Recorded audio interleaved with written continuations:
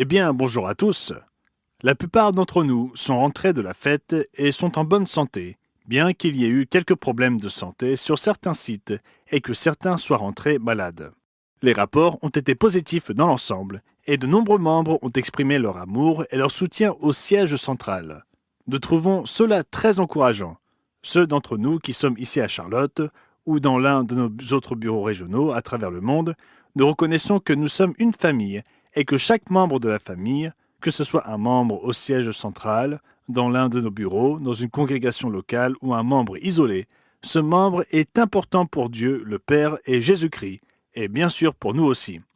Lors de notre réunion des responsables mardi dernier, plusieurs d'entre nous ont fait remarquer qu'un nombre important de nouvelles personnes étaient venues nous rejoindre au cours des dernières années. Certains qui avaient quitté l'Église universelle il y a plusieurs dizaines d'années nous rejoignent, d'autres viennent d'autres organisations de l'Église de Dieu, et d'autres encore sont tout nouveaux dans la foi. C'est tout à fait remarquable, et je connais personnellement un bon nombre de personnes dans chacune de ces catégories.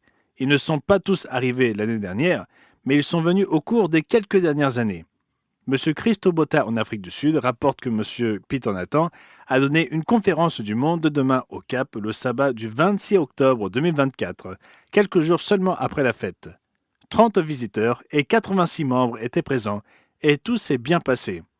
À notre connaissance, tous les participants sud-africains à la fête sont rentrés chez eux sains et saufs. Ce rapport émane de M. Paul Kearns. Il y a eu un incident à la piscine de la Villa Grand Ouest pendant la fête.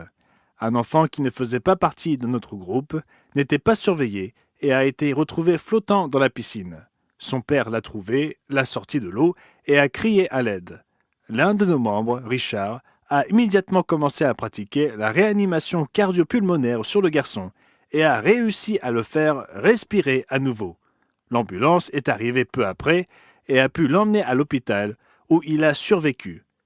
Cet incident sérieux s'est soldé par un résultat positif et très heureux. Il est évidemment important que Richard ait été présent sur le site lorsque cet événement a eu lieu. M. Mike DeSimone rapporte que la chaîne YouTube du Monde de demain en anglais compte désormais plus de 250 700 abonnés.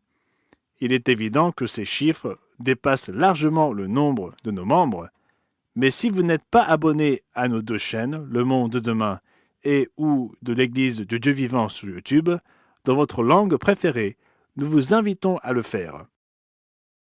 La semaine prochaine, quelques-uns des membres du Conseil des Anciens les plus éloignés seront probablement en route pour Charlotte afin de participer à 3 jours de réunion du 12 au 14 novembre. Vos prières pour leur santé, leur sécurité pendant le voyage et pour les réunions du Conseil en général seront très appréciées. Donc, c'était Gerald Weston pour l'Église du Dieu vivant, la semaine se terminant le 2 novembre 2024. J'espère que vous passerez tous un merveilleux sabbat.